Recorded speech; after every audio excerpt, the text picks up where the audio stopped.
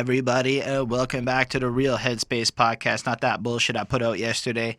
My name is HSR. My name is Chris Chrome. And we are here to talk about album tonight. A good album, in my opinion. Spoiler alert. Just to give you some context before it, and you can skip my jibber jabber if you want to check in the comments to see when the episode starts. But we go through these albums week by week, listen to them, try to understand the art of the album, listen to the tracks, how they sequence, give our opinions. 24 hours before as well. Like, it's really... Yeah, these really ones are these new. albums. I mean, this came out yesterday. I heard part of it like very late Thursday, and then so I've had it for like a day and a bit. So just take that into consideration if you're watching this in a couple of weeks and you've been able to really digest the album. But still, we go through it, we give our opinions, and it's just kind of we look at the songs and tell you what we think, and that's what we do here. As you can see, it's not the most professional setup, but we're working on it. We're trying to make this more legitimate and get better as every week goes on. Enough of that, though. I just want to give a quick shout out to our patrons, Ismail Gadamsi, Super Old School 1994, and Linda Williams, and we'll talk a little bit about that at the end of the video. And before we jump into it, because comments are important, and I do hope that you guys comment along the way for this one, I wanted to just read our favorite comment on last week's video where we talked about No Name, what is it, number 25? Room 25, sorry. That album's ridiculously good, by the way. Yes. If you want something out there that's a little bit different, a little bit awesome, check that out, that No Name album. You can check out our review if you want to hear us gush over it. But Ismail was like, I heard her from Bandcamp daily. Her 2016 album was in the top 25 2016 albums on Bandcamp. It's a bit of a mouthful. So that's cool that she kind of got some buzz there. People think that he hates melodic rappers, but it's just that I think most of these type of rappers are awful at singing, but No Name can actually sing, so I like the album. That's a cool point. The fact that she's able to actually do the singing and be so diverse and not rely on effects gives a certain level of authenticity to the art. But I think that also gives a different creative perspective to the art as well. Yeah. You're talking effects, I'm thinking auto-tune, right? Well, I'm thinking just even beyond it, pitch shifting, all that stuff. Like, Fair. she can just be sounding great, pretty much natural. Right. The only song I would skip is Ace because Smino is ruining the song with his singing. That's fair. I think that was my least favorite one, too. I like how the subject matter is diversified. It really is. And then it's been a while since you, Bonnie, and Chris did a review together. That's true, because we have different shows, we'll say, and different days of recording and different scheduling availabilities. And it's been a bit of changes lately. So for a while, it might be just who's available, honestly, when it's available, until we can all get back onto a nice, regular, everybody's around when it's convenient. So sorry about that for those who miss it. Go on. Life happens. Yeah, so... Really, life happens, and right now I'm just managing some stuff, and I'll be back on Classic Quest soon. But in the meantime, we got the new albums to talk about still. It's important stuff. So, Chris, why don't you introduce the album that we will be speaking about today? Well, for this week's Headspace album, we went with Brockhampton's Iridescence. That is what we went with. So we have talked about Brockhampton before. If you want to check that out, we talked about Saturation 3, which I believe dropped December 15th, 2017. It was a great fucking album. It ended up being one of the best albums I heard that year. And so when I saw Brockhampton had a new album coming, I was excited. We're going to gloss over the scandal they went through this year because I don't think it's really that relevant. But I do understand that they ripped this, they basically scrapped what they had done and whipped this out of their ass from what I saw on the line. They recorded this in a week at the Abbey Road studio in England, and they're fucking were over there for a minute. And yeah, it's fucking wicked. It's a really anyway, I don't want to gush too much about it, but I like Brockhampton. They're a boy band, as I understand it. They're a collective of just people working with that common goal of creating great music. Multiple beat makers, multiple rapper, singer types. Like the video guy's part of the group, like the promoter guy's part of the group. And it's like everybody who plays a role, regardless if you are musically talented, capable of rapping or singing, you still are part of the family, the squad. Yeah. And they really cherish that type of respect within each other. And I think it's a really interesting way to look at it from a role model perspective in terms of what the future of music can be, right? Because as we break away from labels, let's say, at least at the starting point, one of the only ways to make that work is to band together and create units. If you look at most of the great groups of all time. They were groups. It wasn't just like the main artist. Like it wasn't just DMX. It was Rough Riders. It wasn't just like, you know, one guy. It was the whole team, the whole squad backing that person too, you know? Well, in my experience, I feel like I hear a lot of people, like, you know, they used to be part of different groups before they went, like, solo, right? Right. Like, and I'm not going to name any, so don't fuck up. But it's a common thing that I've heard that they used to start off in groups. And somewhere down the line, I feel like that changed, that type of mentality change. It was all about, like, straight independence, right. which I totally respect. Like, I respect the whole independent like, grind. But you can still yourself do type it. Shit. Right, but you can also be independent with your squad. But I think that's what's interesting, right? Honestly, what I love about Brockhampton is mostly how they credit everyone, and everyone's part of the experience. Because let's be real, most often you don't know the name of the mixing engineer. Like, you know, maybe you know a producer's name, but like you don't know the name of the film guy for the most part, unless you really geek out on that kind of stats. So I think it's really cool to be such an encompassing thing where like everybody wins, everybody's part of it, and they're all working together, and it's honestly like really cool. And their sound is just fucking interesting, and I think it creates such an eclectic mix of. I don't really feel like, well, we'll definitely get into it, but I don't really feel like they have a specific sound. I think they have like their type of sound. I don't know. I feel like this one's completely different than the last sound from the last album. I would say that the style has changed, but the core sound and the core way they put the projects together are similar. We can go through it, but there were definitely similarities. This album cover, well, it's no longer a mirror on the front. It's one of the guys who maybe I should have looked that up. Either way, it's got that inverted color thing that they're running with now. It's kind of infrared. Stand out. It's cool. It's fine. I mean, the album cover doesn't do much for me, but it would help me identify this particular project, and it would do so as a little thumbnail, so I'm cool with that. That's fine. I don't know how you feel about it. I mean, except for the fact that I think it's supposed to be a woman, maybe pregnant. Like, it kind of looks like there's a chest there. Kind of looks like it's one of them, though. No, I know it's one. I know it's one of them. I'm not saying. I'm not disputing that. I glossed over the pregnancy looking angle. I don't know.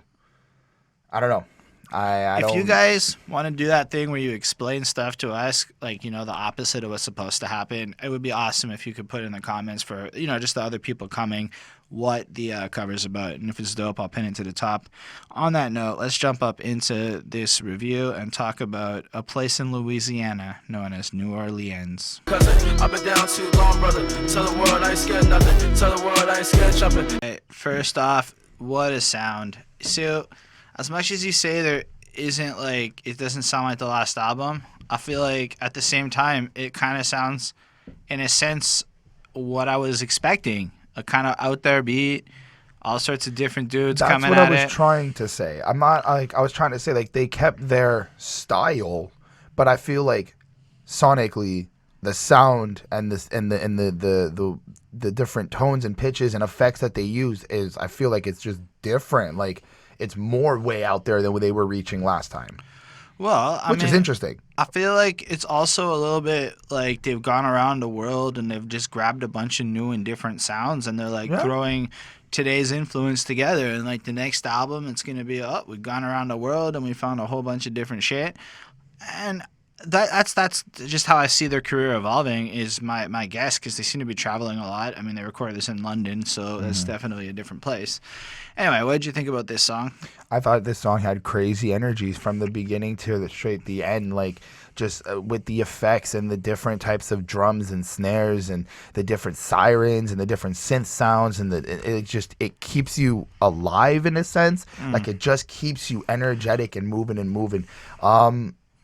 I was thinking, I was kind of listening to the song, and I didn't feel like there was a consistent theme. I think that there's a theme to every song, but everyone gets their own, like... Do you realize that's almost verbatim what you said on the last review when describing it? No, right, but I'm just saying that because that's how I went into this one now. Like, I analyzed it as per the people this time instead of, like, the whole thing. So, I like... I like Dom's verse, Dom McClennan. Yeah. Right? I like Dom's verse when he starts off and he's like, said, brother, what are you living for? Is you gonna finish what you started? What are you quitting for? And I like that kind of like curiosity and that like, but I feel like he's asking himself. I feel like he's asking in terms of the journey for fame and the chase and the dream and all this. I feel like he's asking himself if he's gonna quit or what's happening, and that kind of like introspective type lyric. That was really cool. I liked when he said, I'm so accustomed to flames, I couldn't tell you what's fire. Situation is dire, hear them calls from the choir. And I like how it was like, I took it first off as he's so used to being in like a bad position and negative, dangerous environment that like when he's in those environments, he can't really tell the difference. It's just like, this is what I'm used to.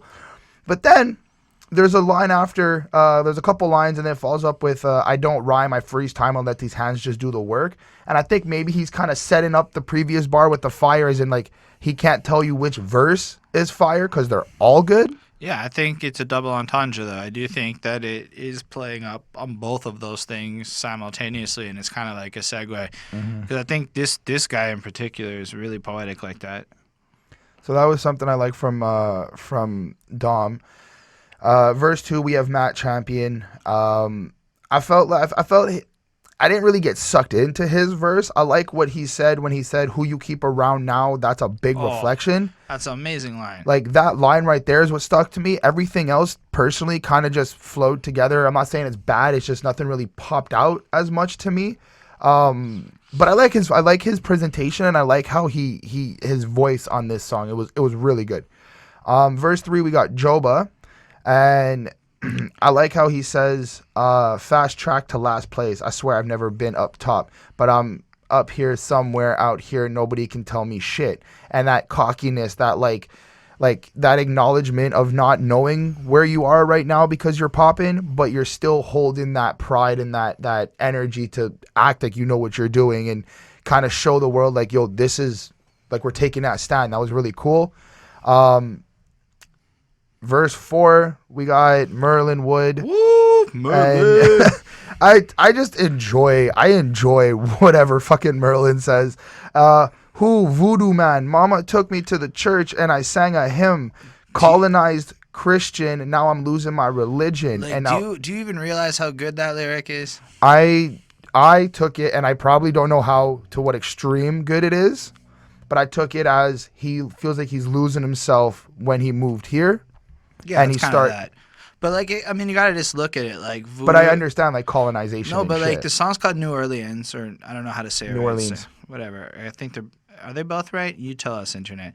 And this is in Louisiana, where voodoo and witchcraft and this type of thing was like part of the culture and stuff, but is considered completely evil by like how the Christians colonized everything. Right. But Merlin's not from States. Which also doubles over into just, I imagine, like being black and whatnot. Right. And because of the Christian colonists and the whole everything that went with that. Right. And so it like kind of also, it's just cool. It's because it's a nod to like the name of the song in a sense in the like the area. I saw somewhere that this might be an ode to like a Lil Wayne track, but like it's a really interesting way to like kind of take shots at the system and all of its badness, but it's like a really intelligently done. I was really blown away by Merlin there. It's way different than the Willy Willy line that we got on the first track of the last album, you know? Yes. I felt like overall the track though was kind of them flexing, kind of starting off the album and giving us this like who they are, what they do, that like introduction. If you've never heard of them before, they're kind of just letting us know. But I like how they also take the time to even in hyping you up for whatever else is to come, they're still like, we have shit to say. And we want to say it in this creative, unique way. And I find it super cool. I left this track with a 4.5. So he glossed over some shit like Jaden Smith. I'm just throwing it out there. But yeah, I agree. I think this song, it kind of is like they're going to hit it all in their approach, which I imagine, it reminds me a bit of like the Wu-Tang Clan. How like everybody would write the best verse possible to be on the song. And you kind of got that feeling. Everybody's just going all in, trying to write it. Now this is, and I feel like each song has a loose general theme.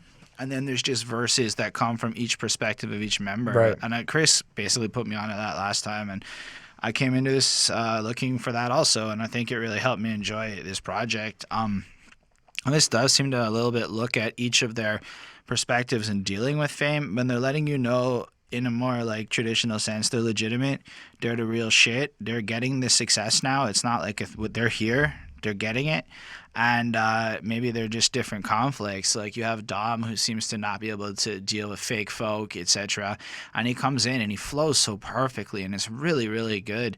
They told me God gave me a mission, but I'm missing the supplies to complete it. I ain't the one you should read it. I'm used to being defeated, so and it's just like, as much as you can feel there's triumph in the energy he's bringing to it, there's also this struggle and this sense of what he's had to overcome to get here, and his lack of ability to maybe relate to certain things, and it's just so great. I don't know, man. Like the disposition acquired from my position on earth is telling me decapitate everything for what it's worth. Yep. When I die, these words gonna separate caskets in a hearse. Like maybe I missed it, but I don't feel like the last project in the Saturation 3 had this much depth to it right away. And that really sucked me in and made me like both feel the energy that like Chris already went into the beat a bit.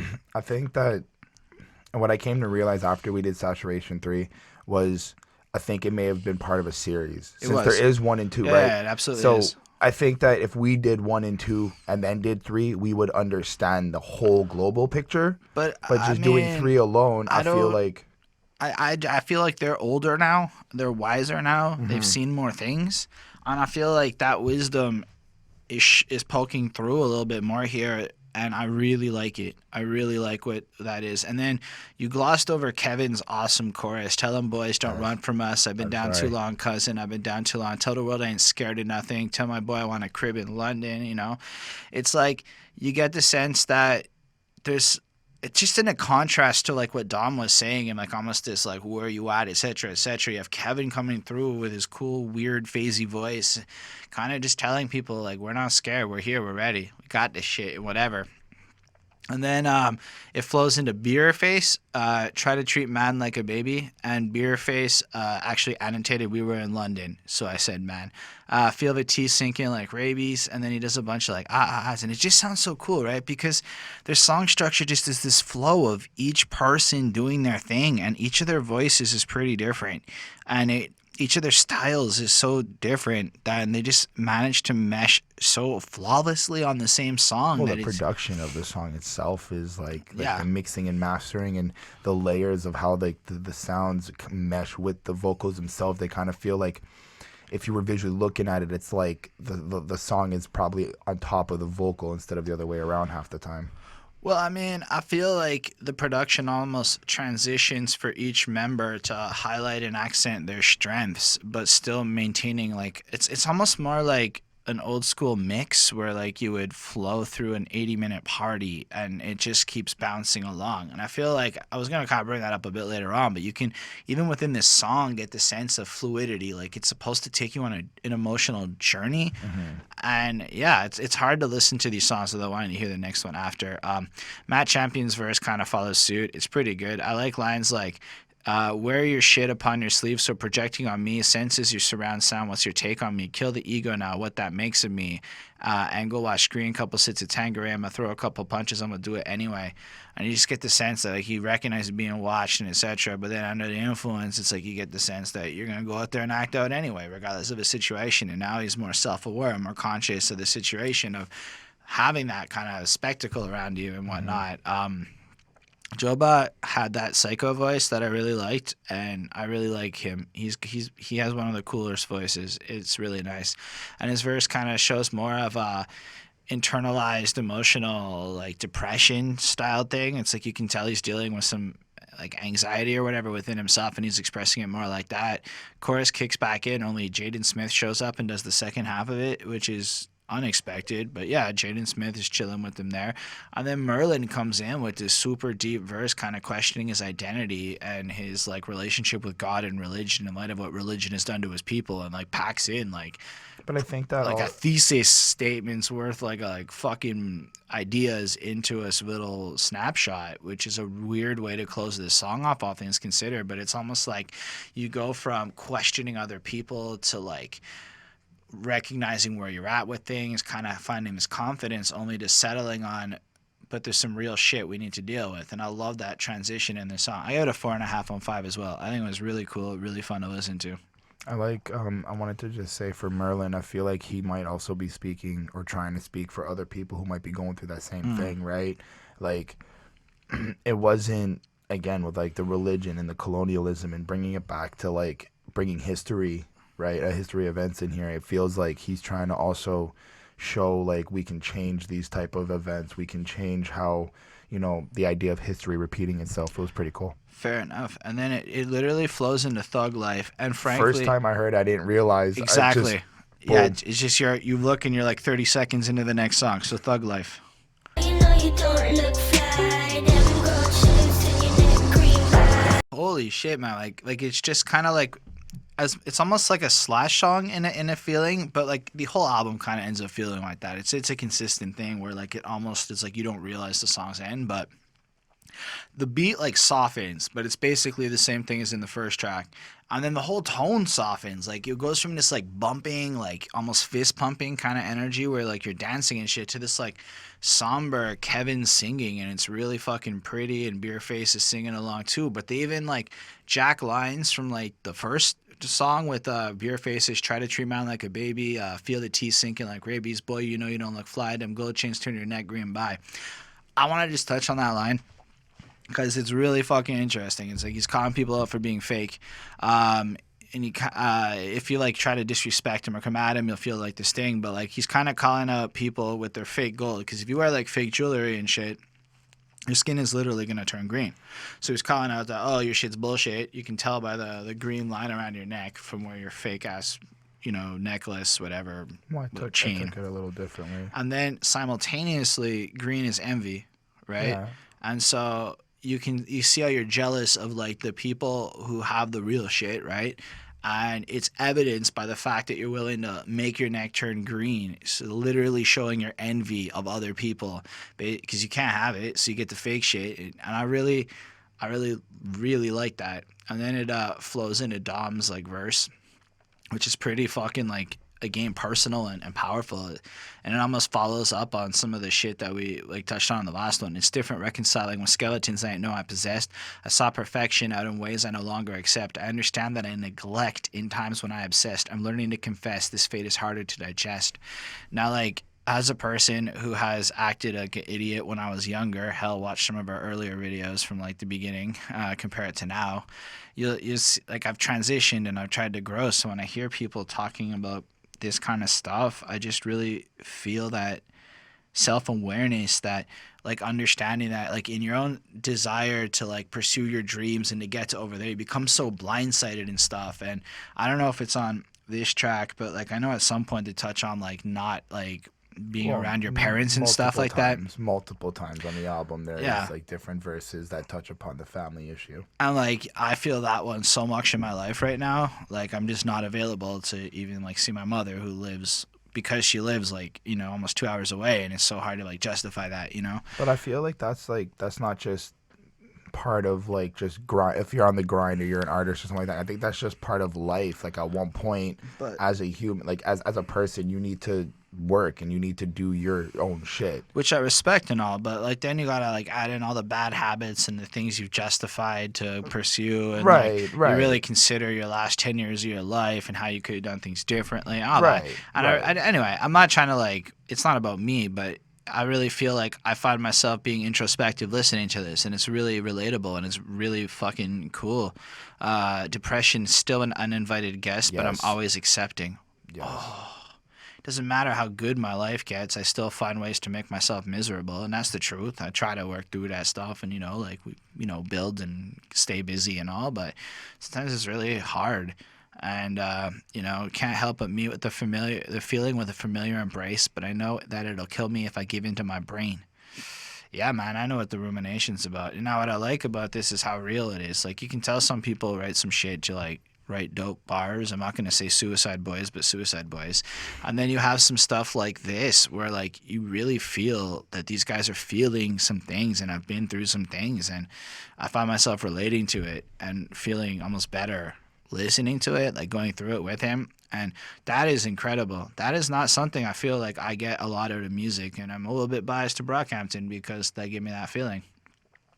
Anyway, it's kind of consistently great. It's a very short song. It's almost like a little addendum to the last one, but like kind of continuing on with that somberness, and that it's got this beautiful fucking feel to it. I really, really enjoyed listening to this. This is a fucking 5. This is the first of many 5s I'm going to be giving out tonight because so much of this album just hit me in the feels and made me want to go back. Like, I already want to go back and like listen to the album again, and we're only on track 2, and I don't even want to do this because I'm not listening to the album. Anyway, so yeah, how did you feel about it? Pretty much the same way. I like how they kind of gave us 2 sides to themselves already in one connection. The instant switch from when I think about it, Thug Life, and the way that they're saying it, the way that they're presenting the song, it doesn't really sound so thuggish. It doesn't really sound so hard, raw, in your face. But then I'm sitting back and I'm thinking, that's what I got from the last track. That's essentially the type of energy, rawness, and in your face energy you got from the last track. But then the way that I kind of feel Brockhampton moves, and they're very open with their feelings and emotions, I feel like this is the aftermath of after you've been on stage, or if I can just add to that, the way you describe that, and I'm not the most biggest expert, but if I understand, Tupac's open emotional expression was a huge part of the appeal to him, and Thug Life is an obvious Tupac nod, in case you didn't know, the Thug Life tattoo. Yes. So I wonder if they're just trying to like shout it out, and in light of everything you just said, like Could be. add the Tupac ode Right. to it and how he's inspired them. Right. So that was pretty much it. I like the transition. I like how it feels. I get this sense of, like I said, like they're kind of just on the tour bus, and they're like, this is the thug life. This is what we're doing. We're chasing the bag. We're making the money. We're this. I like how they called out, the fake people who are trying to chase fake items, fake jewelry and stuff. But I think it's a bigger message than that. I think that they're trying to tell people, like, acknowledge what you're actually doing. Look at how quick look at how you're so quick to buy the fake chain, turn your neck green because you're so envious to the life that you don't have, instead of like maybe putting in the hard work to actually get that gold chain or whatever it is. Kind of like, I feel like they're trying to say, like, don't take shortcuts or whatnot. Yeah. Because on the last track as well, we got this. We're gonna work hard. Don't be afraid of us. We put in the work. So it's like these two. I feel like it's more like they have put in the work, and now they're looking at all the people who not haven't. not disputing that either. I'm just like, this is how I kind of. No, I mean, I'm agreeing with you. I'm adding to it. I did like when, and I'm pretty sure it's the last person. I think it's Kevin. Beardface, I believe. Bearface. Sorry, ends it. Yeah. Okay. Well, anyway, I like when it went, if I give into my brain, I see the shadows inside. Then 10 feet tall with no eyes. They put my head in the water, and there it's so beautiful under the sun, reflecting off the. Actually, I think that's still dumb. Could be coral's colors I can't describe to make the darkness divine. And Beautiful. The way that I kind of just got this mental image of seeing, I don't really know who's who or who looks like what, right? But seeing somebody just being dunked in the water in this dark, venomous pit, and then seeing beauty in the bottom of it, it's like you really get they really know how, like, and I don't know how fucked this is gonna sound, but they really know how to make depression kind of interesting to want to talk about. Yeah. It doesn't make me scared or nothing. It really shows that they're stuck in this, like I said, venomous pit, but they feel like it's beautiful. It's helping them kind of create something. Like it is really interesting. I gave the song a 4 only because of the fact that I'm just not into that slower, softer type. All right. For me. Let's head on over to Germany and Berlin. The beauty is in the creation. I added my deeds, self-decoration. So baby boy was the occasion. How do you feel about this one, this Berlin track? I like it. I like how they're kind of keeping that consistent energy. If I'm not mistaken, Kevin is the one that sounds like the female vocal. Bearface starts us off with she said, baby boy, why you looking it's grimy? Bearface. And he even annotated that line, I'll make your wristwatch, whatever. He goes, I look dirty, but I smell good, I swear. official verified annotation from You know they Bareface can't see your himself. screen, right? I don't care. They can maybe see it. Pixelate, zoom in. Look, all I'm trying to say is he's the only one that seemed to go on here and like verify comments and stuff. But I thought that was a great annotation. Anyway. I like the distorted drums. They were cool. I like how they have some elements of kind of like violence. The way that the drums are distorted, it sounds like gunshots at certain points. Maybe just for like we the got hype. Weapon touched on that. Let's make them boys extinct. Now look, that's like right after on the hook. See, there we go. I like on verse 4. That was something I liked there. I guess I didn't really have much that popped out at me on this one. But I like when it went, lick my finger, bet I found the win. I follow that shit wherever it blows. You hung yourself. That's not my fault. I just supplied the rope. And that really stuck with me. Like, first, you're kind of just following wherever the wind goes, and you're not really kind of making decisions. You're just living on impulse. And then to kind of follow that up with seeing the impact on someone else and knowing that maybe your impulsivity is like, your impulsiveness is, causing that. It's like very self-reflecting, and I kind of felt that was a really cool line. I like how Joba was expressing some pain, seeing some of the things that was going through. Kind of seems like he was dealing with some hard times, some painful times. I like how they were expressing with different sounds, but I more or less like this song in terms of the sound of it and the effects and the way that there was just the way they carried you and made it live. I didn't really get into the lyrics so much into this one as much more that I did for the vibe of it. But I did land this at a 4.2. The production on this song, on the last couple of songs so far, has got me like blown away. It's not something I've heard. Well, that's what I mean. I feel like Brockhampton has a really good handle on creating sounds that will be trendy, not sounds that are following trends, but they really understand where things are at and how to create their own mark on stuff, which I think is really cool. But I think that's also because, they have different people all at once. It still kind of proves like if you have more brains, you can create. But I think it's also a little bit that they came out independent and they're all like super talented and they were trying to like be different at first and try out different things, and nobody was really telling them no, and now they're able to just kind of do what they want, which is pretty sick. I like that chorus, man, because it's almost like, again, like a self-reflecting thing. So it's like, why you look a certain way, Why you gotta dress like that? Why you gotta like have the weapon? Why you gotta live this life? Why you gotta present yourself in such a way? And I feel like it's like almost like kind of answering that. Like trading a noose they put around us for a Cuban link so my ancestors can see me shining. Tell me what you think. I remember the illusions that they tried to move me. The pollution still ain't stumped my evolution. What you choosing? And that's Dom, I guess, kind of reflecting on maybe again some of the aesthetic of a lifestyle and how it has some impact on it, and ultimately it's a choice on what you choose to do, and just kind of like these are all illusions. Like you got to look a certain way, you got to dress a certain way, you got to have a certain swagger or aesthetic, and if you do that you get success. And I think they're just trying to challenge that status quo by pointing out that you don't have to do that necessarily. Like Matt does the next little part, and they're little short snippets, which I really like. I like how they can kind of do that because there's so many of them, but they bounce off. And again, it's almost as if we're still listening to that same first song in terms of how it flows together, and it's just verses popping on and off. But we've gotten different like kind of scenes. Like if we're thinking of like an emotional vibe, not emotional, but like we'll say the movie cinematic feel, right? Like on this adventure, we've already gotten different scenes. It's a bit of a roller coaster. Like every song kind of either chooses to take you up or it takes you down. You don't really get left at the same state. Yeah, there's nothing that's like consistent. Which is really cool. Even though as a whole, there's definitely some similarities and stuff. But yeah, I like the chorus. Again, it kicks back in. Then Dom kicks in, reporting for the operation, and that beauty is in the creation. I added my detail for decoration, so baby boy, what's the occasion? I really like that.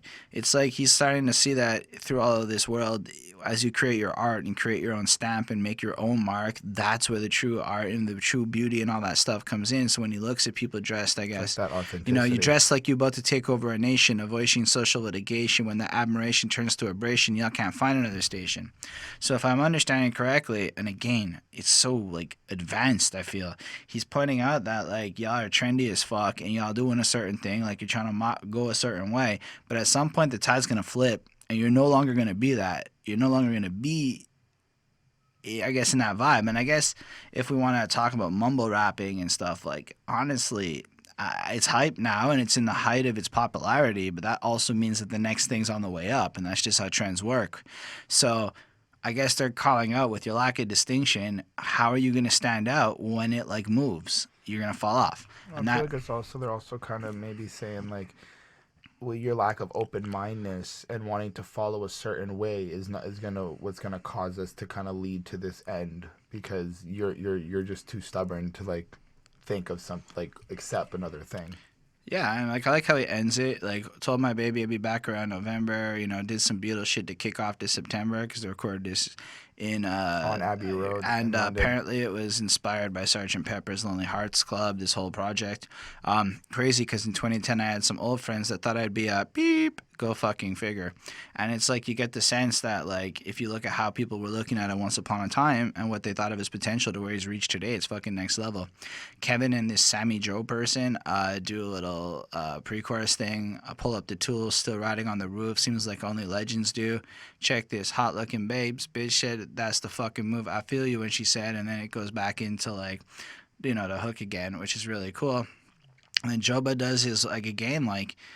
He kind of feels a little more psychotic. Like he is the representation of all of the anxiety and like the negative implications of this life. Like good riddance, goodbye to set it of mine, cutthroat every time. This time I get what's mine. What the hell is your backbone? Ducking me like a whack-a-mole, looking like an inflatable at a car show, a spectacle. And it's almost like, if you look at how certain folk dress, the attention, the type of attention they're seeking, it's interesting. And I feel like, again, it's this authenticity versus just like faking it type conversation that is happening on this song. And it's really enjoyable for me to listen to. And if you know anything about Berlin's past, just in terms of showmanship, like they were really a big part of the origins of burlesque and all sorts of stuff. So it's an interesting choice of song name. Maybe I'm missing the point on that, but it made me think of that. I get this a 4.5 on 5. I'm really enjoying this project so far. It's fucking next level to me. Like it is exceeded my expectations. I actually didn't think I was going to like it this much, to be completely honest with you. Anyway, there is just something about him.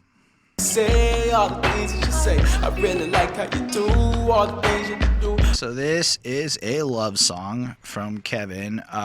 It's an ode from Kevin Abstract to his long-term boyfriend, Jaden Walker. I looked him up. He's this guy. I don't know who he is, but he I guess they look cute together. I don't know. I'm not really into guys, so I don't know how to feel about what they look like together. Cute. That's all that matters. But on the other hand, no, like this is one of the best love songs I think we've covered on this channel. It's just so sweet, and it's so simple, and it's so sincere, and it's so honest. And I really thought it was amazing. Like it is honestly like it's meant for like a cute scene of like two people falling in love in a movie. Like this person, like, you know, like that like romantic comedy plot trope where like the girl is whatever and the guy doesn't realize she likes him, and then all of a sudden it's like your perception change, and then this song starts playing and it's like something about him, his car ain't nice and flashy, and it's just like, man, it's so simple. And because it also shows he's able to answer questions like, what is it that you love about me? And so he's like, you know what, I'm tired of you fucking asking me that question. Here's a song. I don't think that's the answer. I think Kevin is still trying to figure out what that something about his boyfriend is. But if that's the question being asked, he's like, there's something about you that I love. It's not your car. It's not the fact that you ain't rich. It's not this. No, it's but not I think that those are all things to allude that he's not that type of guy either. No, absolutely. He's humble. Absolutely. But And I so, like the confusion in it. I don't feel like it's all that confused. It's kind of like he knows he likes this person. He doesn't care what it is specifically. He knows it's not these things. Okay. He knows he like that's how I took it, at least. Like, just check the verse. Like, I really like how you do all the things you do. I really like how you say all the things you say. I love them. I really like how you do it's not like anything crazy. I like how you move when you're out by yourself. I really like how you crew and you can take him to hell. But don't you know I fucking got you, right? And then it's just simple. Like, he was just trying to express, like, he's like, I don't care what it is, man. I look at you and I love you and you're the greatest shit ever. It's like the same shit I would say to, a girl. It's amazingly done. It's really sweet. And I thought it was just such a nice break from some of the more serious stuff, because if this is supposed to be kind of a iridescence is kind of like irradiating, if I'm not mistaken, or it's bringing light to something, making it more luminous. So it's trying to shine light on their emotions. Oh, also the title of the album is all little letters, and all the title names are big letters because that's what they do. Anyway, so I thought it was cool because it's just showing another part of it, another softer little break from some of the more serious stuff. I gave this a 4.5 because it is a love song, and it's not my favorite style of song, but it's one of the nicest and most sincere and sweet ones I ever heard. I gave the song a 4. It does what it's supposed to do. It makes you feel happy. It makes you feel like, oh, that's sweet. He dedicated an entire song to his boyfriend. But for me, myself, I still feel like there's this depth to it. And I feel like Kevin is, I guess, answering, there's something about him. It's you, it's him, it's his personality that he loves. And that's great. But I feel there is this sense of like Kevin wants answers. Like, what is it about him that I like? And Why? Indulging in that mystery I feel kind of gives him that thrill. Like it's this like, I'm with, not only do I love you, but there's something about you that I want to figure out, so that's giving me thrill to want to be in this. Like I want to find the end goal, and while doing that we're gonna live our life. And I mean, it's maybe. Because I mean, for me, I just think like, because I've had conversations with like people who've been together for years, and like even then like 20, 30 years, and they're like, oh, I still don't know everything about this person. But that's kind of the point, though. I think it's more like there's a sense of who you are that, like, I don't care. You're interesting. It's just you. You are great. But I like that mystery. Okay. I give it a 4. Anyway, next up is Where the Cash At.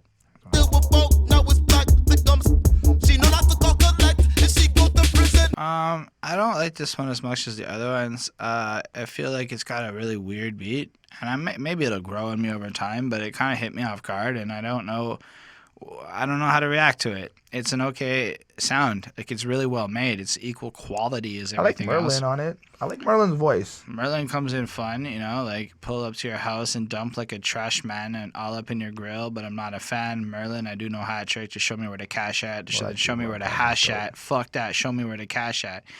I kind of like that, how he's like, almost reconsidering, do I get the drugs? Nah, I kind of want more money. And like, he's coming in with this ferocity, and he's just kind of laying down, this is Merlin, I'm here. It's almost like the first really ego-y sounding thing we've really come across yet. I'd rather be on acid, rather make investments, come out of that debt, will come out of those bad sheets. I'm like the IRS, pull up to your address.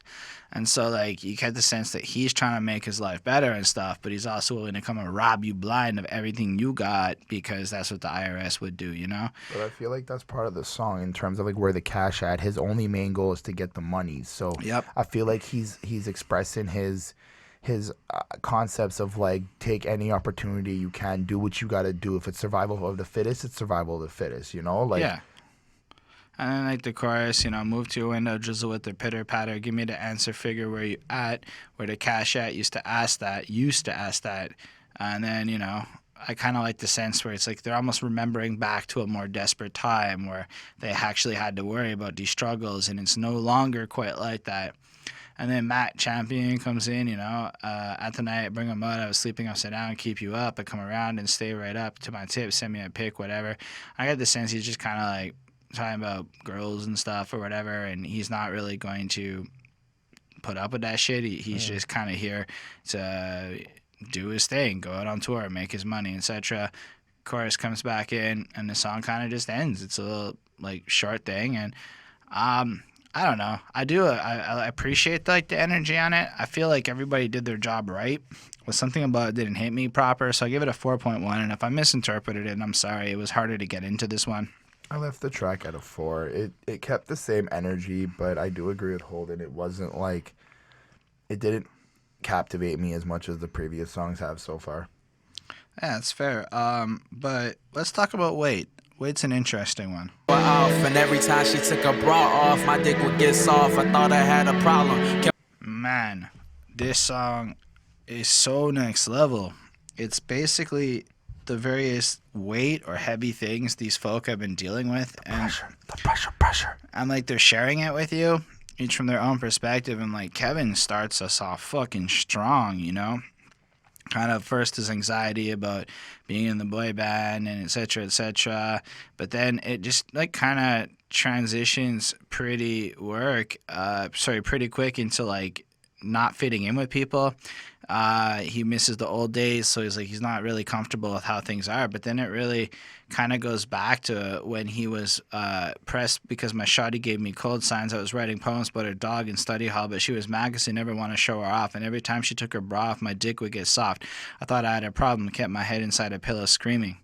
And that's just so powerful, right? Like, I mean, I'm cool with him being gay. That doesn't mean that much to me in terms of judgment like that, but like just to hear him come out and just describe these feelings, like I never thought about what it would be like to have a girlfriend and, you know, then she takes her bra off and you're not really down for it. Like that must be such an awkward thing to have to live through and whatever. But I thought it was so powerful just him expressing this like stream of consciousness of his various feelings. Well, even when he was like, I really miss the old days before the cosigns. I really miss them cold days before the road signs. I really miss when I ain't know which way I was supposed to head.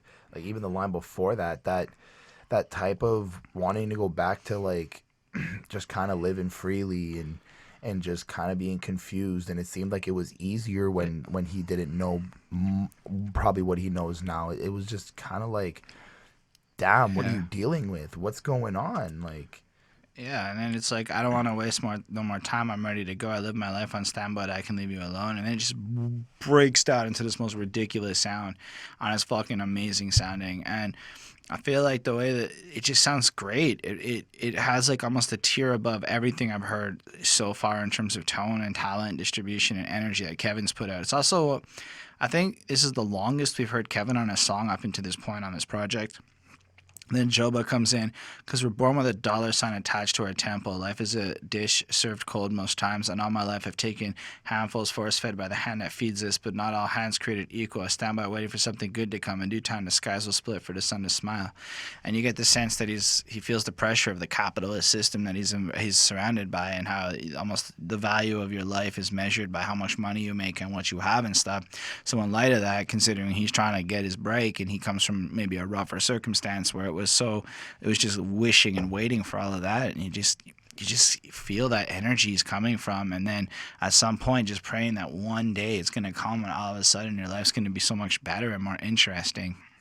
And then Dom goes in about that stuff, kind of like reminiscing a bit about how he doesn't talk to his mom as much, and then asked her about like the hate in the world and why people are like that, and she kind of offers him some advice to kind of, you know, break through it. And then like some Sammy Joe is going on about how they tried to take her bike away and then they couldn't get it back and go to the police station, and some random stager just brought it back, and just kind of showing like a little snapshot of like a regular occurrence. And then it just flows into Joba with that end part where you just feel like all this pressure, all this stuff going on, and it makes him want to escape through drugs and alcohol, etc. But at the same time, like you get the sense that it's not like a good thing. He just is trying to like avoid that. He wants that in his life, but to escape through. And I mean, this song can really justify how a lot of bad habits are formed and a lot of the different types of things people can stress about. And it's so, the beat evolves to reflect each person. Like I've said, it's basically true on every song, but man, this one, it just hit me really hard. I guess a 5. This is an amazing song. Like it's really incredible in my opinion. Nice. On verse 3, I like when Dom says, my mother called me today. She said she thought she felt my energy a country away. I apologize for not calling enough due to the weight, but couldn't tell you if I kept it in my head to decay. I asked her, why is the world love echoing hate? And yeah, like that wanting, that confusion and not wanting to, like, I can understand why he's like asking his mom that question in a dark time. It's like when you're speaking to your mother, you think like, you know, that's one person you're able to trust. You can find in what they say that truth, that honesty that they're gonna give you. And I like how the mom plays in a way like kind of the generic mom role, like don't let people talk you down, don't let people bring down your spirits, you know, don't listen to the haters. And it kind of just shows like, it seems like Dom and I feel like Dom is speaking for probably the group. They're looking for more deeper answers. They're looking for more than just the don't listen to haters, don't do this and blah blah blah. And you can really feel that on this track. You can really feel like the pain that Kevin is going through and having to deal with not seeing his family and having to deal with feeling the anxiety and feeling like he's the worst rapper. Like the whole song just takes you on this really long, not long in a bad way, like long in a good way, emotional drive. Right. It's great. I left it at a 4.8. I thought it was pretty good. That's pretty close to. Why did you not give it a 5? I guess just to me, a 5 is something that I will be most likely to go at. Okay. Like just something that I know I'm going to wake up one morning and be like, this is the track I want to listen to. There's definitely times because it's so uplifting in light of all the darkness in this one. Anyway, that's my thoughts. How about we talk about District? Hey Chris, how'd you feel about District? I feel like you asked me your previous question on why I gave the last song a 4 because you know what I'm probably giving this track. Why? No, I have no idea. Is it a 5? Yeah, I gave this track a 5, and I'm pretty much biased towards it because of the type of sound and that trappy vibe to it, the way that let me find a way out of this bitch, find out, like, just the way he kind of flows that chorus, that was just so fire. There was just so much energy. Like, this was more of my type of rapidy rap, energetic, raw, in your face, coming at it type music, and it was just so dope. Oh my god. Verse 2, Joba isn't taking any shit is what I got from it. Just he's kind of just doing his thing, making sure he's getting that money, he's getting that cash, he's doing what he's got to do. Verse 6, when Joba comes back and he's like screaming out like, I'm still depressed, and you can feel that anger. Like, it reminded me a little bit of like Triple X when he was screaming on that song on his album there. Okay. Like, it reminded me of that type of energy and that anger, and that was just super cool to me. But like also like holding and owning the fact that he's depressed, not like trying to scream about it in pain. Like he's still like dealing with it, and he's proud to be moving forward with it and dealing. I like in verse 3 when Bareface was like, I'm alive, the bag's in my ride, I ain't even been the one that's scared of you, baby, you can come and get it. It's like he's kind of keeping that courage and that bravery, and he's got that cockiness, and he's like, I got what you need, you can come fuck with us, and we're gonna make sure we got you and support you. Verse 5, I like when Matt Champion was like, money walk and money talk, but money no make comfort. Big ass house and big ass car don't add up when you die alone. I want white nights like 5 lights from small little chromes. I want a better life. And it's like, first off, he acknowledges that money is the root of all evil. Money talks, money walks. If you don't got it, sorry. It's for the love of money is the root of all evil. Go on. Is that it? That is the actual quote. Oh, I learned something today. Because money is inherently a tool, and it's the lust for excessive money and greed that creates the evil in terms of just where the Bible verse is taking from. Nice. Go on. Like breaking it down, acknowledges that money doesn't bring comfort. You can still be depressed. You can still be like not happy or not satisfied. But I like how he kind of connects it where he's willing to look for white knights. I'm thinking angels. 5 lights, I'm guessing just like the white light at the end of the tunnel, and small little chromes, I'm thinking guns. He'd rather die, kill himself, and start a new life in heaven than have to deal with what he's doing here. But it's got this sense of like, still like, this song sounds happy to me. Like they're happy to be the way they are. They're happy to be able to express themselves and be creative and not have to hide the fact that they got issues that they're dealing with, that they're using drugs or whatever it is. This song is a straight 5-on-5 to me. This is crazy replay value for myself. I mean, I feel like it's a great song. I give it a 4.5 on 5, so I really do enjoy it. I think they all have that energy that we saw almost on the first track.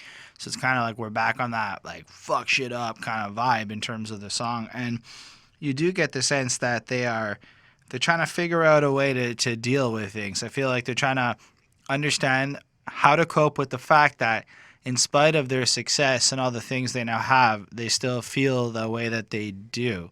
And that's what I kind of took from this, which was super interesting.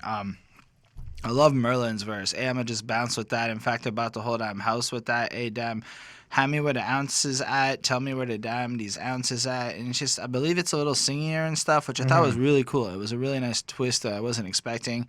I just overall enjoy like when Dom's like in my bag at the vault, moving on, move along. Ain't it my fault? Moved too fast. Life had skidded to a halt. Got back on the road and made it to the start. Disregarding the emotional discharge. And again, you feel like they've all kind of made some mistakes along the way, or they maybe all like partied too much, or this or that, or you get the sense that they were living in a certain way, and they justified it or whatever. And now that those things have changed, it's like you just get the sense that they're like looking back and really just trying to understand why certain things haven't changed in light of how their main circumstances have adapted. And I really enjoy just the different rush of emotions that are coming from it. This song, like just an idea, like I want bliss, no strife, rewind, don't slice around my aura with the better lies. I want a better life, bend around the corner. You know, like you just get the sense that they all are waiting for that thing to happen in their life that will give them their, or at least Matt here, his like insatisfaction, like just one more thing. Like, and I get that. Like you always set these like road marks a year from now, 5 years from now. This is where I'm gonna be at. That's when I'm gonna be happy. And I don't know. I love Joba's part too. Like where Chris brought up, praise God, hallelujah. I'm still depressed, at war with my conscience, paranoid, can't find that shit. So he's still depressed, and while he's in his depression, he understands that there is a conscience that he's supposed to be having, but he's so numb to it all that he's able to do bad things because he can't find his conscience, or he struggles with certain demons and stuff. And then the way it ends, sitting on the porch across parking lots, and you light up, better dodge the cops, and I'll never get sick of playing with your locks, I miss you lots, etc. And then it's this barefacing Kevin kind of back and forthing it, and it's just so beautiful sounding the way it just kind of ends out. And it's such a rush. Like maybe there's some loss, they lost people along the way. I don't know. I give it a 4.5. Like I said, I love the overall feel. Like we're 7 songs in, and I can tell you one thing. If this album comes on and you just hit fucking play like that and it runs through, like you can't skip anything. It's all too good to like. You just gotta let it play through. Even that one song I gave a slightly lower grade to. Anyway, we're about to hit the middle point and enter a loophole into an interview. Yo, get it poppin'. I just want to get poppin'. Look, I don't care. Take my publisher. I don't know what that is anyway.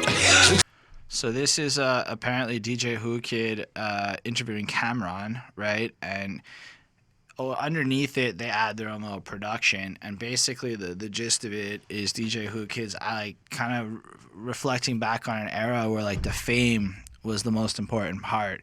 So these rappers would kind of sign away all their rights and royalties just to get that chance to be on radio. Isn't that Cameron saying that? Cameron's describing it. Who Kid's kind of like asking him questions to trigger the memory. And there was a little video that somebody posted to show that it was actually them.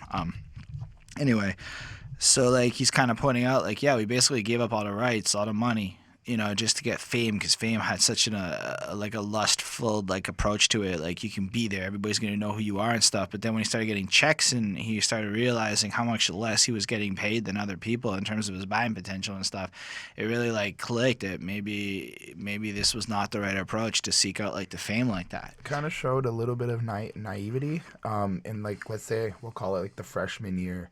It felt like Cameron was explaining how he didn't really care about a publisher or the business aspect of things. He was like, yo, you want to take my track and make it popular? Take it. You want to Exactly. You want to, give me the diamond chain, whatever, like I'll take it. And then as he says, like in the next year, the next time around, he started realizing like there's actual business that you need to handle. There's actual information that so-and-so ABC person, whatever, did not tell you and should have told you or whatnot. And I like the way that, I guess I kind of like the way, actually, to be fair, how they ended it in terms of like driving the point home, like maybe the people who are not looking out for you are not really your friends. Oh, I missed that. Good point. Well, that's what he says at the end. Like, there's a DJ Who Kid says it. I know. You're...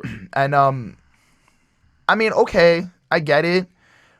But I feel like in the industry, this is something that's been known. No, but not at that time. That's something. Not at that time, So but I'm that's saying what on this album But today, I think that 2018. they're trying to point out to you that even no matter where, I think they're trying to like make it a bigger point, right? Okay.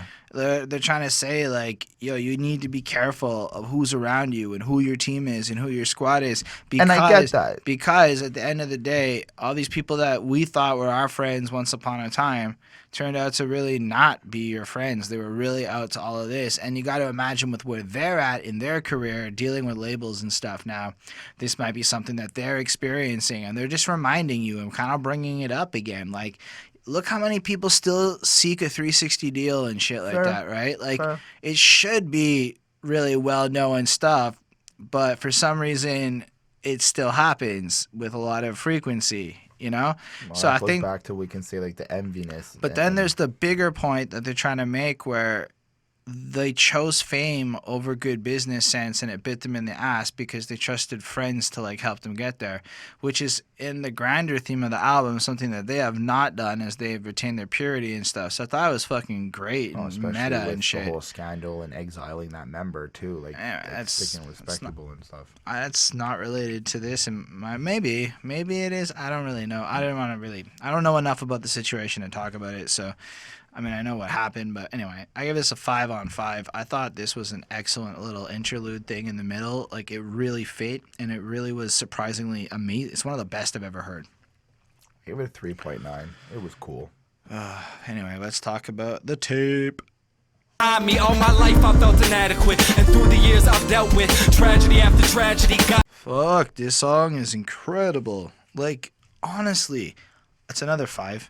That's how amazing this is. There's that kind of drum and bassy feel at the very beginning of it, and I'm a sucker for that sound, and I feel like it creates a spacey kind of take you out there tone. And then Kevin comes in, I could barely rap, I could barely dance, I could barely laugh, I could barely hang, and there's a male stripper doing a belly dance for me and my boyfriend to the same, and I'm drunk as fuck, you know, and like it just comes in like you're just picturing him faded off this fucking moment, and he can't even focus. This whole crazy situation's kind of like playing out in front of him, you know, and the reason I care about society is good enough reason just to hire me. And honestly, see, my mom can't walk and her lungs don't work like they used to, and I feel like it's my fault because in music I be saying shit just to fucking ruin it. And like he's struggling, I guess, with his past. I don't really know a lot about the story, but you still kind of feel him like just fucking out there and having this inner conflict in a moment where, again, maybe he's supposed to be there, but it's crazy to him that this shit where he's putting out like maybe his past and maybe exposing his mom a bit is getting him paid and stuff. And then, I don't know, that chorus is like he does that pitch shift stuff where he just goes fucking nuts, and he's like... The diversity and how he can... Because it's not just like the pitch shift of engineering. I'm pretty sure Kevin's got this ability to change his own tone. Like he can sing, he can carry. I feel like he sings and he has range, but that's definitely an edited... No, yes. But I'm saying like it's not just entirely that. Like I feel like he is putting that diversity into it, and then they're just gonna amplify it. And I do think that he goes up a pitch in his ability to like a whole key up in his ability to sing, and I think that's fair. But I do think that it's really shifted still.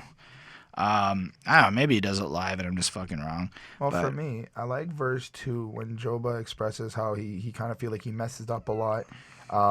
Through the journey, he goes, all my life I felt inadequate, and through the years I've dealt with tragedy after tragedy. God send a message my way. Never claim to be a saint, forgive me. And like you get this sense that he like you know, the forgive me part, he's asking for forgiveness, but he also accepts what he's done, and he acknowledges that he wasn't maybe such a good person doing XYZ things, that he's kind of like repenting in a sense. So that was pretty cool to me. Did you have anything from Joba? No, I mean, we're still talking about the chorus, man. Oh, you're on the chorus still. You just glossed over it, man, because, check it. Because this whole song has that reflective tone, and, you know, sometimes I'll be wondering why I've been tipping off, and his, like, voice shifted and shit, but writing, and I should probably spend my time writing rhymes in the dentist's office. That's killing two birds in one stone. When I was younger, way before I was grown, I wanted to deal with death row or rhyme sayers. Ooh, I never heard anybody bring up rhyme sayers yet. We haven't even touched, I think, a rhyme sayers artist yet on this channel, although we might soon. So that's fucking cool, because it's like this contrast, I feel like, of different styles of what they're going for, but just him picking and showing those influences and whatnot. And I hate writers. I hate tweets. I hate journalists. They hate truth. They hate peace. They want to burn with us. And I've noticed online, just watching how people comment on the MGK versus Eminem beef, it's really rough. Like, people thrive on drama and pain and conflict and don't care about what you're trying to do. They care about what you do wrong. And, you know, there's another line somewhere on the album where they talk about the BBC and how their coverage and whatnot. But yeah, and then Joba, anyway, comes in, and I really love that conflict of how he's reflecting again on his like, but hey, when it feel right, I'm fine. No, I'm not lying. Don't ask me. I'll pay the final pedestal. I hope I don't crash it. But hey, if I do, blaze of glory, engulfed in the manifestation of death behind me. All my, you know, and then he goes into the inadequate, and it's like, you just get this sense of real, like, he's haunted by some shit, and he ends the verse with that sentiment, and he literally says, I'm haunted by the visions of my youth turned true. I've come to expect my expectations aren't true, and I'm a master of believing my lies. And like, he kind of has built up these delusions about his personality or the type of person he is or what is going to happen, and in a sense, he's managed to make all the worst things kind of become a reality within himself, which is something that haunts him because he knows he's responsible for that. And I thought it was fucking great. And then when Matt Champion comes in with the third verse, I like how he starts that off, though. I'm afraid to share the bed. What does she want money later? Like, he's afraid to fuck even a groupie or whatever because the girl just might want to take his chick. He can't get involved in love or whatever. You know, she got laid off and hit my lawyer for some paper. I'm afraid to speak on my pains like you lucky where you at. Fuck, immediately after, he's, like, scared to, like, just share anything because people might judge him because he's famous and he's successful and all this other stuff. Man, he's not. It's like, that's why I'm showing up late. I'm not trying to be a dick, but my time is not to waste for myself, for the small talk about my sin. Anyway, he really goes on and kind of keeps, again, more of that reflective justification. He's not comfortable around other people. And then what Dom comes in at the end with, it's crazy how things feel the best when reminiscing till we check ourselves, and almost like justifies the whole point of what they're all doing on this song, just kind of explaining how, like, it's crazy how people who left say they feeling left out when we stop for hell, still accustomed to nights filled with solitude. I don't want to remember to call goodnight. I don't always remember my altitude. I don't always remember to stop the fight, but I might check the sight if it ain't right, you know? Yeah, I know my strife overwhelms every night, but I'm forced to close my eyes. And, like, you just get the sense that, like, they're learning how to cope with these more immense situations, and he doesn't always do things the correct way, and they're not always behaving right, and they're not always doing the things that they know they should, I guess, be doing ethically or what they've been told. But there's this process, and I think that's what they're trying to put out, is that this whole getting to become a better person and growth, it's more than just money and success and stuff. It's a process within yourself that you really have to stop and reflect on, and that's the truth of how I've ever understood it. For me, Song's a 5. It's really amazing. It's really great, and it samples a Radiohead song, videotape something or another, and that's where the tape title is apparently where it comes from. Anyway, what else did you want to say? Verse 4, Dom, I like when he went, it's crazy how things feel the best when reminiscing till we check ourselves. It's like, I can see that, and I can relate to that. When you start thinking about past memories and stuff, you feel a sense of maybe like happiness or a sense of contentness with what things used to be, and it brings you back to this happy spot. But then you start to kind of fade back into reality, and you're like, what the fuck happened? You know, like, what happened to me being such a happy kid, or, you know, when I had this, when I had that, when I had like the nicest shoes, now I'm rocking all these like cheap shoes or whatever it is, you know, like, you start to really question and check yourself. But I think that it's also a good kind of message in terms of, like, it's not supposed to be bad. It's supposed to be like, take that time to elevate yourself and try to be better and realize that there's not this like end. You can still change and get yourself moving.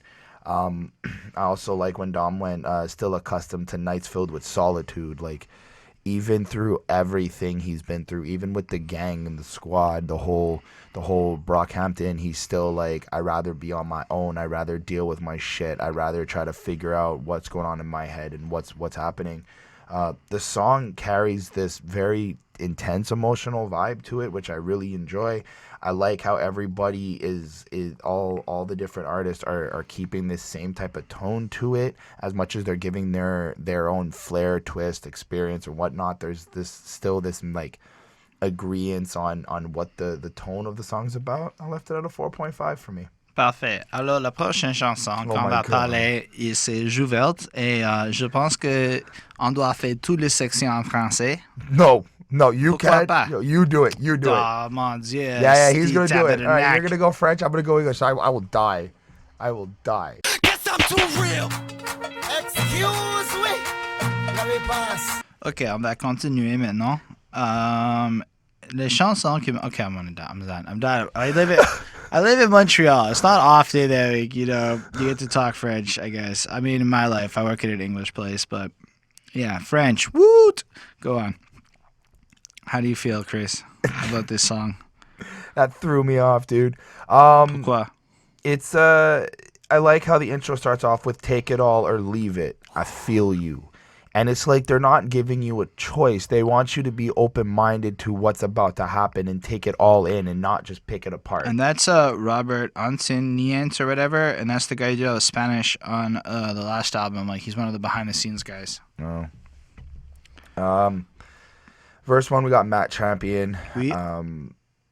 He did well. I didn't really have much that kind of popped out to me, but he did well. I enjoyed how he presented the verse. The chorus, I kind of got like that they're kind of making money. They're kind of still chasing their goal. They're dealing with certain shit, but like I feel like this song's more about the fame and the cash. Joba comes in and he's pissed. Like he's just Il est straight très up fâché. pissed. Huh? Il est très fâché. Go I like how he's kind of expressing his pain on how he feels in this journey. I like when he says, couldn't last a day inside my head. That's why I did the drugs I did. Got issues with these motherfuckers looking down from they pedestals, from they petty view and they petty shit. And clearly, he's got shit happening. He's using drugs to cope. But I like when he addresses the people on the pedestal. Like, that could be anybody. Well, I took it as it's- more like people who feel entitled. I feel like it's people who look down on him for the way he's dealing with shit, right? So let's say you partake in certain narcotic agents to cope with your life. Regular ass people who don't do those things and don't fully understand why you do them or why you feel the need to do them are often gonna, from like a point of privilege almost, be like, oh, I don't have to do it, so you're a fucking degenerate because you do drugs, you fucking asshole, you're a loser. Mm-hmm. And I think he's kind of like going like, you can't understand it, man, but if you was up in here and you could think the thoughts that I think, you would probably live the same life that I live, but you, from your point of not needing to do that, have no idea. You sound like a fucking asshole, and he's just lashing out, and it's fucking great because I empathize with those emotions. Go on, please. Absolutely. The energy is super raw and it's there. And even there's a music video to this. And even in the music video, it's all infrared, just kind of like the cover of the album. But you can still see and feel his anger. Like he's moving his head, he's shaking, and he's jumping. Not jumping, but like he's coming at, and he's kind of like got these, like just these harsh, raw, edgy moves. And you can really empathize with the fact that he's ready to punch somebody in the face. And C'est vrai. that's exactly what you kind of get while he's smacking you with his verse. Verse 3, Merlin goes, I found myself and put my face on a missing shirt. I dropped out with no promise that this shit would work. First off, the missing shirt is a merch that Brockhampton dropped out. It's a pink shirt. It's got Merlin's face on a milk carton. But I thought that was cute. But I like how he uses it where he's kind of leading people on. Like, he knows inside that he found himself, which is cool. But I like how he's kind of playing that mystery game with everyone else and still trying to play like I'm missing, I'm not around, y'all don't know what's happening, I keep my shit to myself. That was really awesome to me. And just finding out, like, he's doing this on a risk. Like, you really get the sense that they didn't really know this was going to work. They just did what they felt was right. They wanted to stay true to themselves, that authenticity, originality, and they just went out and did it, and boom, it worked. It happened. And I like how they're staying true to what they started with, or at least from what I'm understanding, what they started with. It was great. I like the effects in the song. I like the energy. I gave it a 4 on 5. Man, I fucking dig this track more than that. It's not like it's close to being like perfect for me, but it's a little weird. It's a little weird, a little hard to wrap my head around, but it makes me feel cool still. I like Matt Champion's start. You know, just he kind of sets up like this preface, like when there's a rough patch, don't eye for the parachute. They go on AWOL the second that light goes on. So like, don't look around for people to like bail you out or like help you in situations, because the truth is when shit hits the fan and you in your worst moments, most people aren't going to be there and they're not going to offer you the assistance you'll need. They're just going to fucking skirt and get the fuck out, you know? And I feel like he just kind of, this is a treat. And as soon as she hit the powder room, I pull it back and check my nose, and yeah, I'm about to bloom. It's that 90s raise from hell shit. Parlay when the lane switch. Combat how you feel. Strobe light. Hit the kill switch. Neck twist like Exorcist. I'm going to see you around because tonight's the night I'm losing. All I'm doing is I'm about this. And it's like, I guess he's done some blow or something, or he's with a girl who's doing it or whatever. I don't fully get that. And he's like in a position where it's like, there's like a pivotal moment about to happen. Shit's about to snap, etc. or whatever. And then Joba kicks in with that crazy fucking hook. And I was a really good one. I just like, he's like money in the suitcase on the way to the bank and shit. And you just get the sense that in the back of their minds, they all know that things are working and that this is what they got to focus on. This is what they got to focus on. But then, you know, till the casket drops, I will play God. Fuck the world. Let's start a riot. God got too much too quick. God damn, I'm feeling sick, bitch. Call a doctor. And again, it seems to be like trying to deal with the pain and stuff of all this fame and whatever, and he's just kind of lashing out. So the chorus almost seems like what I should be focusing on, but here's what's actually going on inside of my head. I like that personalness more to it, because like other songs out there in the world have been like, you know, my fame is hard to struggle, blah blah blah, but I feel like Brockhampton really brings this like psychological look to it. Like check it. Like, I agree with you, and I think it's really because they spend a lot of time trying to evolve as people and be introspective. But I thought I knew better, wish I knew better, should have known better, wish that I was better at dealing with the fame, and you fake motherfuckers guess I'm too real. And that's just kind of how he ends his verse there, and I love it. It's like, you'd figure you'd know how to handle a certain situation. You figure like when you look at things from afar, you can like learn from the mistakes of other people. You can study the history. You can learn all about the record industry, but you're going to get there and still get fucked around the same way everyone else did. And he just almost feels like a sense of shame in that, but still a pride of overcoming. And because he's too real that he has these problems, you know, why he has these problems is what's important to him. Yeah, Merlin, same kind of thing. He comes in and he's struggling too. I like the part where he's like, hopping out the van at Abbey Road, fans with cameras in the bathroom, man, that's difficult. I just want to smoke a backwoods by my lonely self, chill, watch the numbers go up, book off the shelf. And it's just the idea that like he wants to just go ahead and have one part of this where he can have all the money and the numbers and the fame, whatever, but then the fame and the fact that these people want his attention and blah blah blah, and he has no privacy anymore, it really stresses him and gives him like a hard situation. Then fuck, man, when Bareface comes in, with the dogs in my ride, know the door suicide, paranoid, do or die, you should know we never lie. And rolling it through, and it really just shows like they actually have achieved a certain level of flossing. It's almost like in theory they should be happy like all the other people, but they're being honest about their actual emotional states. Then the hook kicks in again and it's fucking crazy, weird and interesting, and it's a 4.5 on 5. I really enjoyed it. Je pense que c'est une bonne chanson. Alors, the next one on here is fucking Honey. A million reasons to get rich, my nigga. A million reasons to get rich, my nigga. This one to me is just completely like fucking left field. Like we've just gone on a whole other plane. Like the whole first part was like building up this context of emotional darkness and stuff, and now it's almost like this kind of happy, like interesting kind of like thing. Is it? Because the first part, the intro-ish, is kind of like. He goes, Kevin's like, I got my arms open. I'm here to help you. Your fears always rolling, and they deep, and you can't control it. What you want what you want, emotion. But that's what I'm saying. Like, is it really happy? Because I feel like Kevin's like, yo, I'm here to help you, but don't expect me to actually give a fuck.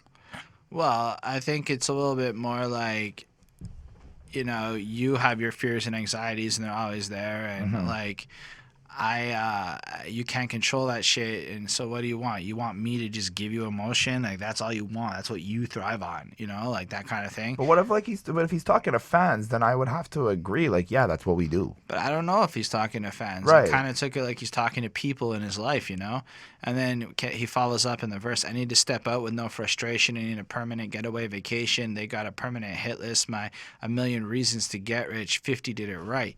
You know, and it's like the idea here is that he's tired of like people, I think, and people's fucking motivations and fake excuses and how people aren't willing to do it. And he looks at 50 Cent, who went and got hated by everybody and got paid like crazy for it. And he's like, that's the right way to approach it. And that's really fucking, you know, a cool shout out, you know, a cool nod to like looking at someone's career. I mean, because look at Merlin, though. I could have been homeless. I thought I moved too often. This for summer. I could have been homeless. Before I had to go, I had a course. And I thought that was fucking interesting in the sense that, like, there's almost this appreciation. Like, there was this fear maybe things weren't going to go proper, etc. But at the same time, it would seem to all be flowing along this way. And then the way Kevin flips the fuck out with a million reasons to get rich, man, and he just, like, throws it out. And, like, if you really consider it, no matter who you are, you can probably find a reason in your life that justifies putting in that work and that effort to get rich, even if you're a super left-wing socialist. But that's smart though. Like, I like that type of idea where they're promoting success. Yeah. Happy life, lavish, fame. I don't think they're promoting the fame and the happy life. I think they're promoting the ambition and the drive. I want to say you're right, but I don't mean fame as in materialistic. I just mean the idea, like the ability. I think you were right with success. Okay. That's where you should have ended. Fair enough. But I like how they're telling you to like find a reason to achieve success. Yeah. If it's because you want to just travel and being a famous rapper is gonna help you travel, do it. And then, fuck, man, I like how Dom's verse, my people still dry snitching whenever they touch the mic. That's what happens when a therapist isn't somewhere and say, take flight, never lean to the left or the right, because they turn on the other cheek when I start to die. And you just get the sense that a lot of what you're hearing out there is because people kind of snitch out their own politics or their own feelings or their own intentions or what they're actually about, because at the end of the day, these people don't have therapists that are able to help them understand their own emotions, so they put themselves on blast and etc. And they don't really get real opinions on real things. And then as a result, when bad things start happening, they just kind of like look the other way because they're lacking a certain degree of social awareness. Like when our women start to die, when our children start to die, I don't feel their empathy. We've been displaced too many times. Every summer, the city starts to feel like Columbine because you got to get yours and I got to get mine. And now he's really attacking a certain, like, I don't want to comment on this. I'm going to interpret what he's saying. He's attacking the hood mentality of black on black violence and the way people rob and jack shit from each other instead of working together. And he's frustrated with that. I wouldn't just say hood mentality. I like to think of it more in, I understand that Columbine itself is like destruction, deaths, and all that stuff. School shooting. Yes. So shootout. But I'm saying that I take that extreme violence and just put it into any society where you're just. Yeah, but he's kind of starts it off by pointing at rappers, and this is all linked to like rappers and their message. I'm not disagreeing. You know? I just don't want to like, black community, hood community, I didn't all say that. black community. I did. I said hood. I understand. I'm saying that this is about people in ghetto situations, super poor environments, people who glorify a certain way of thinking. That's the environment that he's talking about. There's a lot of brainwashing that goes in there, and he's kind of attacking that, and he's finding certain frustrations, especially when the end result is they're killing themselves in an environment. I don't want to just come off like a fucking out-of-place white dude talking about it, but that is what I interpreted from what he's saying here based on my understanding of shit. And I like it because it's fucking real. It's fucking powerful, you know? And then it segues into Kevin Abstract and whatever, and just like one time for the one time and a million reasons to get rich, 50 did it right, wish I could call every successful rapper for advice. How the fuck do I make this shit last my whole life? What if they don't want to come to the concert tonight, etc., etc.? And you almost feel like as much as they've come this far, they recognize that they don't know how to get all the way over there, and they wish they could be smarter about it and wish they could approach some shit, which is so honest. It makes me really believe Brockhampton will get that legacy career that they're going for because, man, there's something here that a lot of people don't have. Matt comes in and he's fine. I don't really have a lot to comment. I like his little repetitious hook. And then, yeah, it just kind of ends with a little bit of Kevin again saying, whatever, all my jewelry and all my, I got what I need. Just give me what I need. So I got my thing set up. I love this song. I thought it was fucking great. I gave it a 5. It's fucking awesome. Another awesome 5 on this. This is one of my favorite albums this year, hands down. Give it a 4.3. I love the messaging and the context that they're coming out with, and the content, I mean. But I just wasn't really up for the sound. It's not bad. It's not like it's, oh my God, it's horrible. But I think I just prefer other sounds on this album than this song itself. I do enjoy the build-up at the beginning before Kevin's intro part. I like how Kevin's also expressing how he wants like a permanent vacation. He kind of wants to take his own time and get away. We touched upon the summer Columbine line. You already touched upon like the left and right line. So that's pretty much what I want to talk about also. So I'm keeping it at a 4.3. All right, let's talk about Vivid. They might shift up in this direction. Glitch in the system is present. You might want to check the connection. I don't give. All right, Chris, how do you feel about the last short song on the album? I feel like it was a really good song. I like the vibe to it. It felt pretty dope to me. I didn't quite get what they were saying at times though. It was some Spanish. Right? I felt like Matt Champion sounded a little bit like Kendrick Lamar. Like What other Kendrick? I don't know another Kendrick. Next thing you know, there's another Kendrick. I'm just making sure everybody knows. But it did. I kind of heard Kendrick a little bit. Maybe it was like the tone or the pitch or whatever they were doing. I like if your perception ain't ascending, it's no reason for existence. It's no reason for extension. I think I butchered the line. If your perception ain't ascending, it's no reason for extension of my energy. This shit only happens once in a century. So what I think he's saying there is if you as a person aren't evolving, you are not worth my time because my shit is that next level as a person. And I misquoted the line. All I've heard from Dom on this album, dude, I would love to have a conversation with Dom McLennan. And he just sounds so wise and interesting. Like this dude, I don't know, he might be my favorite from like a subject matter perception, whereas Merlin is my favorite from a voice perception, whereas Joba is just my favorite he's my favorite, funnest one to listen to. What about Kevin? Kevin's my favorite because he's got such a cool, clean, singy voice. And then Bareface is also my favorite because he's fucking cool. So Brockhampton is your favorite? They're all amazing. This is possibly going to be like one of my favorite groups I've encountered in my life. This song is really cool. Like it's not as like a 5 on 5 for me cool. It's a 4.5 on 5 for me cool. The vibe goes in a little bit of a more trappy kind of like hey kind of like direction, and the vibe is less for me. But in general, they keep on with the same kind of like ideas. I don't really have a lot to say about Matt's part. It's fine. Up and down like a gopher, bare hand on me like, oh well, what to smell like, oh Chanel, way too deep in depths of hell, need a smoking shot of whiskey down his bitch like, oh they prissy, talking smack, oh don't get lippy, love you, oh don't forget me. I don't feel like he's, like maybe I'm missing it, but I feel like it all sounds really good when he's rapping it out and he's singing it and he's doing his thing. But when I really thought about what he had to say, it didn't like mean anything to me. It was just kind of like a lot of painting a little picture, etc. But then Dom comes in with like radiation is present, got my reflection iridescent, every little moment I step in my shift upon its direction. Like that's some holy shit. Like he might be so monumental that he changes the fucking world and stuff. Like it's so out there. It's such amazing use of language. So I feel like by comparison, I feel like Dom steals the show again on this one. It's so fucking good. So many lines. Like it's elementary when all you speak is rudimentary. Paradiddles, hidden in the riddles, vapid and accessory. Oh my goodness. What paradiddles? I've never heard that word before, you know? Hidden in the riddles, vapid and accessory. It's like he's pointing out how ridiculous shit is. Chris, Google the definition of paradiddles. I don't actually know what that means. I didn't even realize. I should have Googled it. That's a fucking great, like, just sound and overall. Like, it just sounds so powerful. We Bareface, if we want to go on, we get money, get dough, dame masi princess eso. He's like, my Spanish sucks, I know it. He actually says that in the Genius Annotation.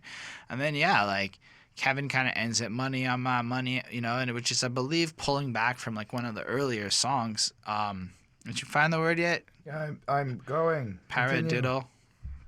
Anyway, the beat's pretty cool. So if I spelt it right, you want to just spell check for me? It's paradiddle. Okay. One of the basic patterns, rudiments of drumming, consisting of 4 even strokes played in the order left, right, or right, left, right, right. So he's It's a finding noun. basic rhythms in the vapid bullshit, etc. Brilliant, man. I give the song a 4.5 on 5. The sound is a little less for me, but the overall enjoyment is still there. And you? The song of 4. That's all you have to say? I enjoyed it. I like right now on Vivid. I had trouble really focusing on the lyrics. Reading them was great.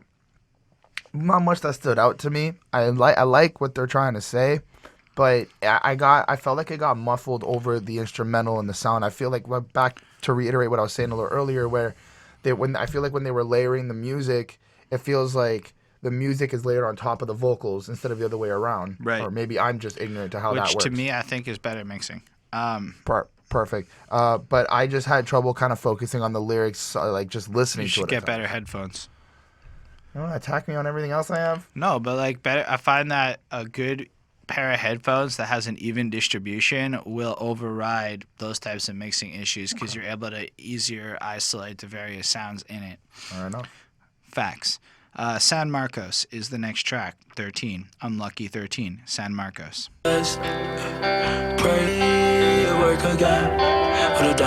Holy shit, this song is awesome. I poppy as fucking fuck. really like it. But it is, but it isn't, right? Well, this is radio.